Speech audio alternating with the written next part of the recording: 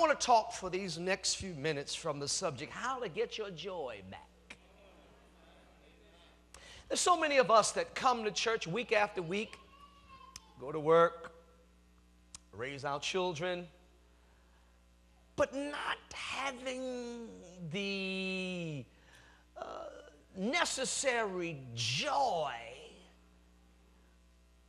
that comes from walking with God.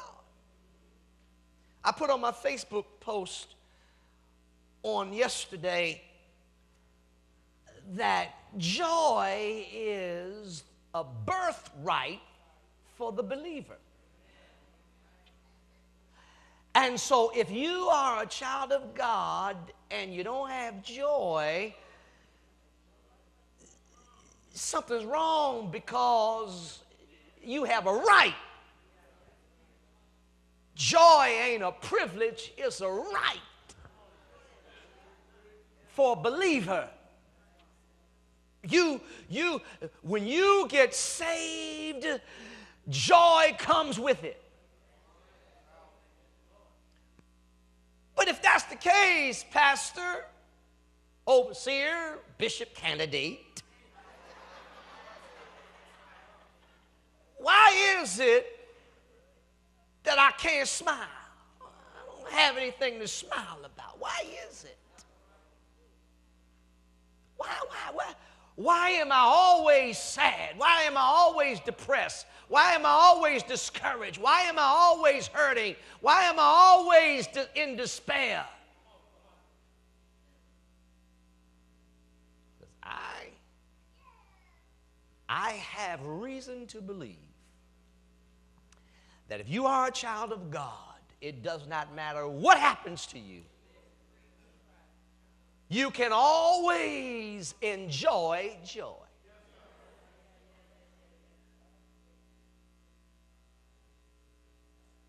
It had been a messy affair, literally.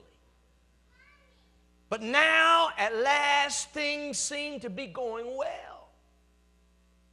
After all, who could fault a king for indulging in his fantasies?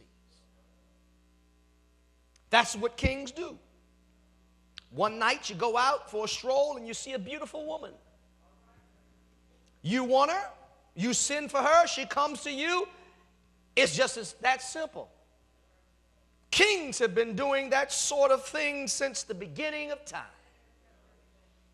Whatever the king wants, the king gets. That's why they call him the king. And in that day and in that time, it shouldn't have seemed like a big deal.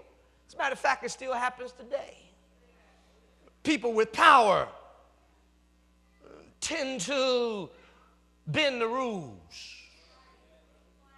I mean, are we ever really surprised when we find out that a president or a prime minister or somebody in leadership has a girlfriend on the side? It doesn't happen all the time, but the reality is it does happen. And people hear about it and then they shrug their shoulders and say, oh, well. They'll make jokes. But I don't want to try to justify things, but you see, just to observe that this is the way things are. We just wink at sin. Don't even think about sin anymore. And our king in this story felt like things had settled down. But there was a problem with the woman's husband.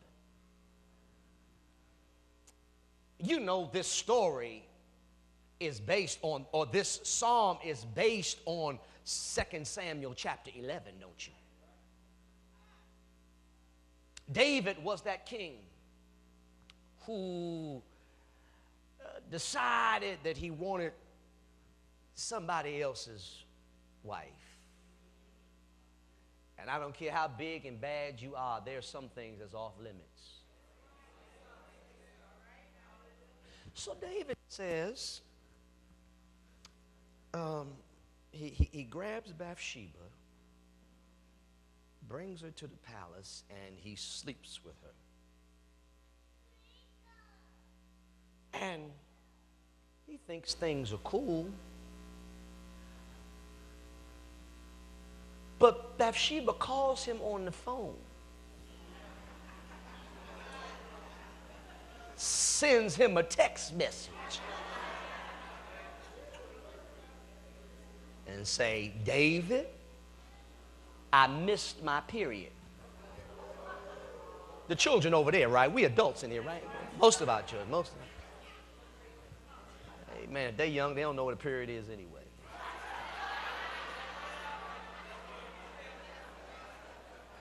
They think it's a punctuation in a sentence and then the sentence.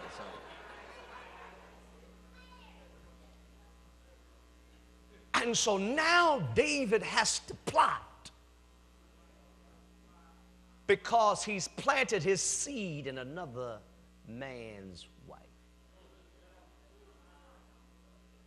I'm telling you, the Bible's better than scandal. I'm telling you, the Bible is better than scandal. I want you to know. Have you ever read the Bible before?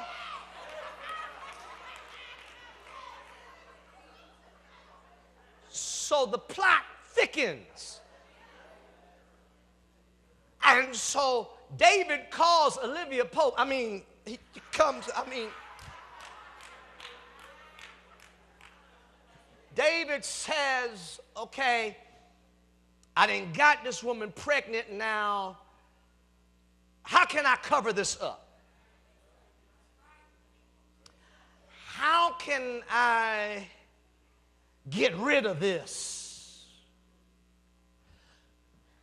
So he calls Uriah off the battlefield. Bathsheba's husband was on the battlefield fighting for his country.